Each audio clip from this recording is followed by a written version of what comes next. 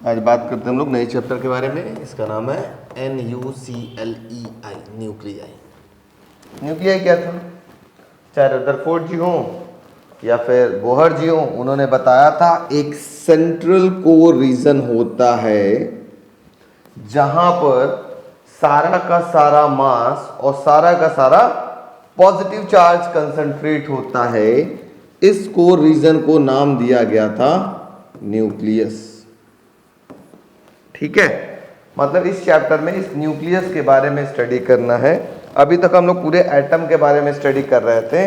अब हम एटम के अंदर जो सेंट्रल रीजन होता है दैट इज कॉल्ड न्यूक्लियस, उसके बारे में हम लोग स्टडी करने वाले हैं।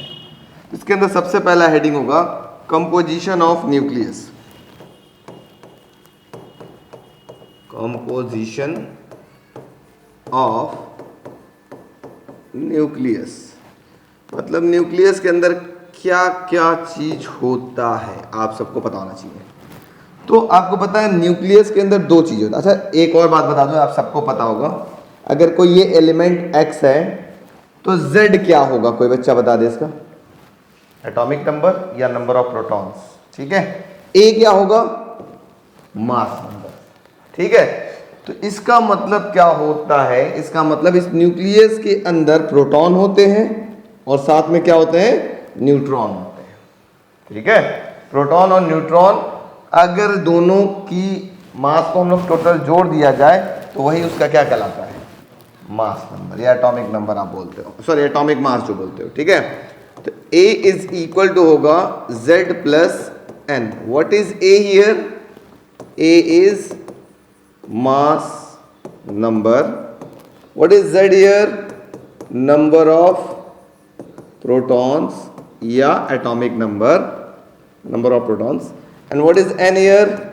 Number of neutrons। अब ध्यान से सुनिएगा, इस Z और इस N मतलब नंबर ऑफ प्रोटॉन और नंबर ऑफ न्यूट्रॉन को हम अलग अलग नहीं, एक ही साथ अगर बोलना चाहें तो इनको हम बोलेंगे न्यूक्लियॉन्स। क्या बोलेंगे? Nucleons. Nucleons means proton as well as neutron दोनों के बारे में अगर हम बात बता रहे हैं तो उसको हम लोग क्या बोलेंगे? न्यूक्लियॉन्स। ठीक है, तो सबसे पहला हेडिंग लिखिए कंपोजिशन ऑफ न्यूक्लियस। इसके अंदर ये नोट कर लीजिए फटाक से फिगर बना करके छोटा सा। इसके बाद हम लोग बात करते हैं साइज ऑफ न्यूक्लियस। अगला हेडिंग होगा हमारे पास size of NuClEus, size of nucleus.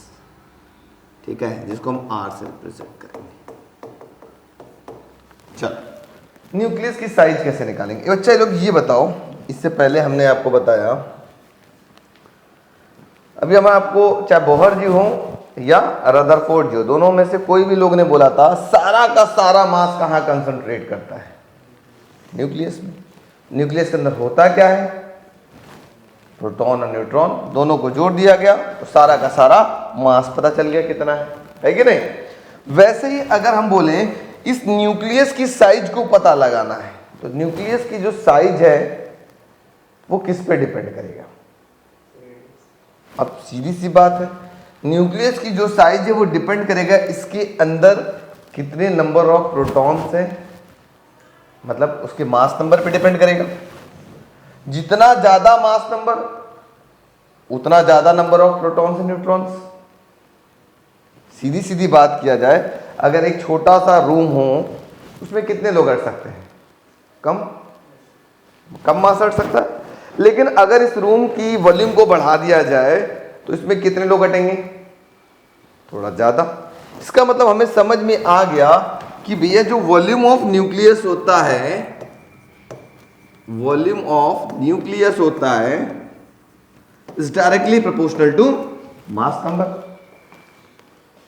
जितना ज्यादा वॉल्यूम होगा उतना ज्यादा मास उसके अंदर हटा सकते हैं। सीधी सीधी बात, वॉल्यूम कम रहेगा मास कम होगा। सीधी सी बात है, एक गुब्बारा ले लो, छोटा सा गुब्बारा हो तो उसमें कितना पानी भरोगे?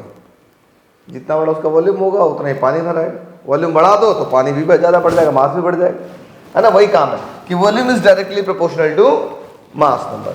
अब अगर हम लोग देखा जाए तो न्यूक्लियस का शेप कैसा होता है? न्यूक्लियस का शेप होता है स्फेरिकल। जिसकी रेडियस को हम बोल लिया जाए r। ठीक है, तो इसका जो वॉल्यूम होगा, स्फीयर का वॉल्यूम हम लोग जानते हैं 4/3 pi r cube is directly proportional to a। ऐसा कुछ लिख सकते हैं कि नहीं, हाँ या ना? सबको वॉल्यूम पता है ना, वॉल्यूम ऑफ न्यूक्लियस? बहुत इजी। अब थोड़ा सा ध्यान से सुनिएगा बच्चों लोग कि पाई भी कांस्टेंट है, 4/3 भी कांस्टेंट है। इसका मतलब आप इसको ऐसे लिख सकते हैं क्या, that is r cube is directly proportional to a, क्योंकि ये जो कांस्टेंट है ये प्रोपोर्शन के अंदर घुस गया। हाँ या ना, ऐसा लिख सकते हैं कि नहीं? बताओ जल्दी वीडियो वाला बच्चों, क्योंकि अभी हटाओगे, यहां पे भी हटाते तो कोई ना कोई कांस्टेंट आता ही आता। अब उसी कांस्टेंट के साथ ये चला गया 4/3 पाई भी। अब यहां से हमें क्या दिखाई देगा, r क्यूब, मतलब r is directly proportional to क्या लिख सकते हैं, a की पावर 1/3 लिख सकते हैं, है ना? अगर क्यूब है तो क्यूब रूट इधर लगाओगे। अब जैसे ही प्रोपोर्शन का साइन हटाओगे एक कांस्टेंट आएगा r0, जिसकी वैल्यू होगी, ये एक कांस्टेंट होगा और इस कांस्टेंट की वैल्यू होगी r0, को हम बोलते हैं इंपीरिकल कांस्टेंट, EMPIRICAL कांस्टेंट। इसकी जो वैल्यू होती है 1.2 into 10 to the power -5, sorry -15, not 5, fermi होता है ना, 10 टू द पावर -15 मीटर। इस पे आपको क्वेश्चन मिलेगा, ये जो फॉर्मूला दिखाई दे रहा है, इसका क्वेश्चन ऑब्जेक्टिव में मिल सकता है। ठीक है, नोट करिए थोड़ा। नेक्स्ट हेडिंग है न्यूक्लियर डेंसिटी। अब इसका डेफिनेशन लिखवाएंगे, उसके बाद लिखेंगे। ठीक है, न्यूक्लियर डेंसिटी पहले समझा लेते हैं, उसके बाद बताते हैं। अब बच्चों ये बताओ कि जो न्यूक्लियस था, हमको पता है इस न्यूक्लियस के पास मास भी है, क्योंकि सारा का सारा मास न्यूक्लियस में ये कंसंट्रेट कर रहा है, और इसके पास वॉल्यूम भी है। तो जहां मास और वॉल्यूम आ गया वहां पे क्या होगा, डेंसिटी बनेगा ही बनेगा, जाहिर सी बात है। तो क्या है न्यूक्लियर डेंसिटी, कितना होता है न्यूक्लियर डेंसिटी? क्या सारे एटम की न्यूक्लियर डेंसिटी अलग अलग होती है या सेम होती है, या क्या होता है, उसके बारे में हम लोग क्वेश्चन पढ़ने वाले हैं। ठीक है, तो ध्यान से देखिएगा, ये भी एक अच्छा क्वेश्चन है, ऑब्जेक्टिव में 1 नंबर में आ सकता है। तो अगर हम बात करें nuclear density, nuclear density equal to होगा, डेंसिटी का फॉर्मूला क्या होता है जल्दी बताओ आप लोग? मास होता है, तो ये लिखेंगे मास ऑफ न्यूक्लियस अपॉन में वॉल्यूम ऑफ न्यूक्लियस। बहुत इजी है, एकदम हलवा। ठीक है, तो ध्यान से समझने का प्रयास करेंगे। न्यूक्लियर डेंसिटी को रो से रिप्रेजेंट करते हैं। अब मास ऑफ न्यूक्लियस कैसे निकलेगा, कोई बच्चा बताए? न्यूक्लियस का मास कैसे पता चलेगा, कैसे पता चलेगा इसका मास? तो हमको मास नंबर तो पता है, लेकिन मास कैसे पता चलेगा, कोई बच्चा बता सकता है? प्रोटॉन न्यूट्रॉन से। कैसे? अगर मैं बोलूं, सिंपल सी बात बताता हूं, ध्यान से सुनना, कि अगर ये है एल्यूमिनियम, ठीक है, एल्यूमिनियम कितना होता है 13 ना, और ये ले लेते हैं सोडियम, कितना होता है 11। किसका मास ज्यादा है और कितना है, तो कैसे निकालेंगे? तो इनका मास नंबर आपको पता है ना, और इनका मास नंबर पता है, और आपको पता है एक प्रोटॉन का मास कितना होता है 1.6 into 10 to the power -27 kg, है ना? तो इतने नंबर ऑफ, ये नंबर ही तो है, एक्चुअल मास तो मास नंबर होता है, तो इतने नंबर ऑफ कि कितने मास होंगे, मल्टीप्लाई कर देंगे टोटल, है कि नहीं? तो जैसे हम अगर बात करें न्यूक्लियस का मास निकालना, तो आप ऐसे लिखोगे, ध्यान से देखना, बहुत इंपॉर्टेंट चीज है, बहुत बच्चे कंफ्यूज होते हैं सर ऐसा क्यों लिख रहे हैं। सबसे पहले हम बात करेंगे मास ऑफ प्रोटॉन और न्यूट्रॉन इनटू मास नंबर, ठीक है, अपॉन में वॉल्यूम ऑफ न्यूक्लियस। ठीक है, बस यही इंपॉर्टेंट चीज था, बाकी कुछ नहीं है इसमें, बाकी कोई दम ही नहीं है। तो डेंसिटी इक्वल टू क्या होगा, मास ऑफ प्रोटॉन होता है 1.67 into 10 to the power minus 27 kg into mass number होता है A अपॉन में न्यूक्लियस का जो वॉल्यूम होता है, मैंने भी बताया था, ये होता है 4/3 पाई आर क्यूब। तो लिख सकते हैं 4/3 pi r cube. Any doubt? अच्छा सर, थोड़ा सा और आगे बढ़ते हैं। ये 3 ऊपर चला जाएगा, 3 इंटू कितना हो जाएगा, 3 into 1.67 into 10 to the power minus 27 into A, kg हटा देते ना, kg तो अंडरस्टूड है, यहाँ से हटा देते, थोड़ा सा अच्छा लगेगा देखने में, ज़्यादा भरा भरा रहेगा तो काम गड़बड़ हो जाएगा। A कर लो, ठीक है। A अपॉन में क्या हो गया 4 पाई। अब इस R की जगह क्या लिख सकते हैं, क्या इस R की जगह लिख सकते हैं R not A to the power 1/3 लिख सकते हैं? चलिए लिख लेते हैं, R की जगह हो जाएगा R not A to the power 1/3, क्योंकि हम लोग जानते हैं, since we know that R equal to होता है R not A to the power 1/3। ठीक है, इसकी पावर क्या था, होल क्यूब था, ये तो R की जगह लिखा गया, इसकी पावर 3। अब क्या करेंगे, थोड़ा सा आगे सॉल्व करते हैं। तो डेंसिटी बराबर क्या आएगा, डेंसिटी बराबर आ जाएगा, ऊपर हो गया 3 into 1.67 into 10 to the power minus 27 into A whole upon में, होल अपॉन में क्या आ गया 4 पाई इंटू R नॉट की पावर 3 इंटू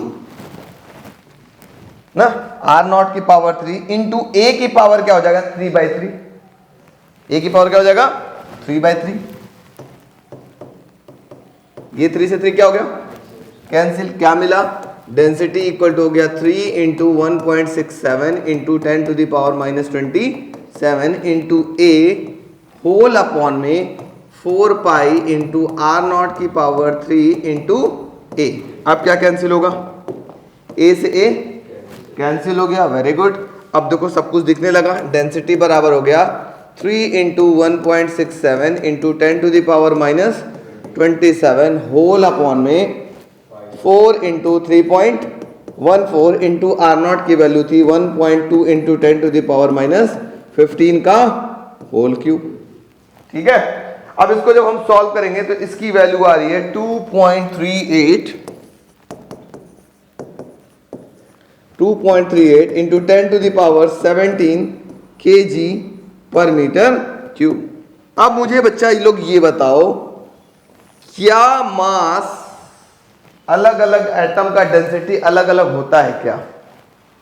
तो आपका आंसर होगा नो, क्योंकि डेंसिटी के फॉर्मूले में कहीं पे भी मास नंबर कहीं यहां नहीं दिखाई दे रहा है, यूज होते हुए नहीं दिखाई दे रहा है। इसका मतलब एटम कोई सा भी हो, उनकी न्यूक्लियर डेंसिटी क्या होती है, रिमेन्स सेम। यहां एक छोटा सा स्टेटमेंट लिख लेंगे, nuclear density does not depend on the mass of atom, mass number of atom.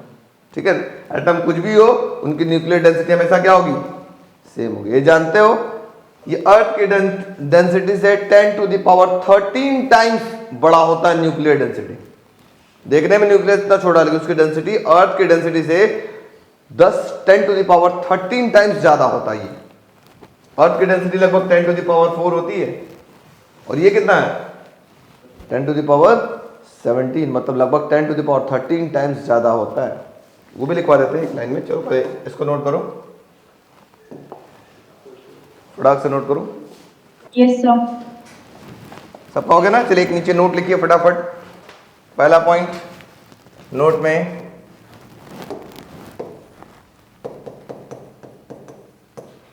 Point number 1 लिखे, nuclear density is independent of, nuclear density is independent of mass number, nuclear density is independent of mass number of a nucleus. It means that, it means nuclear density, it means nuclear densities of all atoms are same. It means nuclear density of all atoms are same. Point number 2 लिख लीजिएगा, same for all atoms. फिर nuclear density of atom is 10 to the power 13 times the nuclear density of Earth.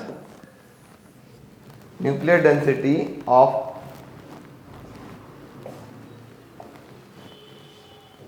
atom is about 10 to the power 13 times the nuclear density of Earth. ठीक है, हो गया. एक question लिखिए फटाक से. इस टाइप के क्वेश्चन रिपीट किए जाते हैं. क्वेश्चन नंबर 1 लिखिए. Calculate the radius of a nucleus. Calculate the radius of a nucleus of mass number 8. पहला एक हलवा कर लिया जाए, उसके बाद गाजर का हलवा लगा लिया जाएगा. मतलब मास नंबर कितना बोल रहा है? 8 है. तो क्या निकालना है? रेडियस ऑफ एटम निकालना, रेडियस ऑफ न्यूक्लियस निकालना ना. Calculate the radius of nucleus. ठीक है, तो फॉर्मूला तो बड़ा इजी है. R इक्वल टू क्या होगा? R not a to the power 1/3. R equal to R not की वैल्यू क्या होता है? 1.2 इंटू 10 टू द पावर -15. और a की वैल्यू कितना हो गया? 8 whole power 1/3. R equal to हो जाएगा 1.2 इंटू 10 टू द पावर -15. और इसको लिख सकते हैं 2 की पावर 3 होल पावर 1/3. 3 क्या हो गया? कैंसिल हो गया. R इक्वल टू क्या हो गया? मल्टीप्लाई कर लो, 2 हो जाएगा ना बच्चा. तो ये हो जाएगा 2.4 into 10 to the power -15 meter. छोटा सा क्वेश्चन, एक आध नंबर में आ सकता है. नोट कर लीजिए फटाक से. क्वेश्चन नंबर नेक्स्ट लिखिएगा. Nuclear density of iron is, nuclear density of iron is 2.29 into 10 to the power 17 kg per meter cube.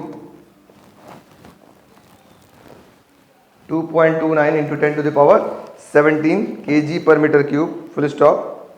Given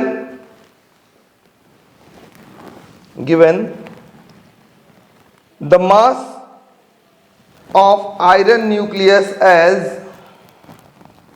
given the mass of iron nucleus as 55.85 AMU, A dot M dot U, atomic mass unit, AMU. Full stop. Find the volume of nucleus. Find the volume of nucleus and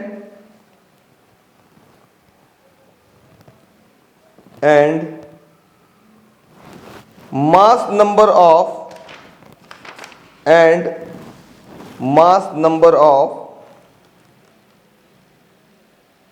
iron, and mass number of iron. Hence mass number तो दिया ही है, फिर भी कह रहा है mass number निकालिए. क्या कह रहा है देखिए, ध्यान से बताता हूँ. उसी से आपको मतलब वापस से डिराइव करके दिखाना है कि मास नंबर इसी के आसपास होगा. ठीक है, ध्यान से पहले समझिएगा कैसे निकालना है. तो हम लोग जानते हैं डेंसिटी इक्वल टू क्या बताया था अभी, जल्दी बताओ. मास ऑफ प्रोटॉन या न्यूट्रॉन इनटू मास नंबर. याद है क्या? अपॉन में क्या बोला था? Volume of nucleus. याद आ रहा है कुछ कि नहीं याद आ रहा है? याद आ रहा है. अब क्वेश्चन में आपसे क्या पूछ रहा है फाइंड आउट करने के लिए? पहला तो पूछ रहा है कि वॉल्यूम फाइंड किया. ठीक है, वॉल्यूम निकाल लेते हैं. वॉल्यूम इक्वल टू क्या होगा? Mass of proton into mass number upon में क्या हो जाएगा? Nuclear density. ठीक है, सो वॉल्यूम कितना हो जाएगा?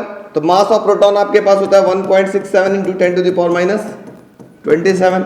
मास नंबर कितना गिवन है 55.85 होल अपॉन में न्यूक्लियर डेंसिटी कितना गिवन है 2.29 इंटू 10⁻17। वॉल्यूम सॉल्व कर लेते हैं। वॉल्यूम जो आ रहा है मेरे पास लगभग मैं बता दे रहा हूं, इसकी वैल्यू आ रही है 4.048 इंटू 10⁻43 पर मीटर क्यूब, 10⁻43 पर मीटर क्यूब। ये क्या आ गया आपके पास, ये वॉल्यूम आ गया। ठीक, अब इसी क्वेश्चन में कह रहा है कि इसी के मदद से आप क्या निकालिए, मास नंबर निकालिए। तो बस बहुत आसान है, देखिए कैसे निकालेंगे। आप लोग जानते थे volume is directly proportional to क्या होता था, बताइए। वॉल्यूम इज इक्वल टू क्या होता था, लिख सकते हैं वॉल्यूम इज इक्वल टू 4/3, अरे ऐसे लिखो, volume is equal to mass number, और ये कितना हो जाएगा, जब टोटल वॉल्यूम निकालना है ना, वॉल्यूम से आप ऐसे निकालो, V is directly proportional to A, ये हो जाएगा 4/3 pi r cube is directly proportional to A, और यहां से R की जगह रखो, लेकिन इक्वल टू करके मुझे निकालना है ना, मुझे मास क्या है इसका कहानी। वॉल्यूम को हम लोग लिख सकते हैं 4/3 पाई आर क्यूब लिख सकते हैं, और R की जगह हम लोग क्या लिख सकते हैं, R equal to R0 A⁻1/3 लिख सकते हैं, रख लो।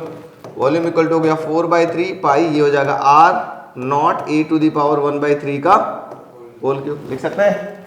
थोड़ा सा सॉल्व करते हैं। वॉल्यूम इज इक्वल टू होगा 4/3 पाई R0⁻3 इंटू A हो जाएगा।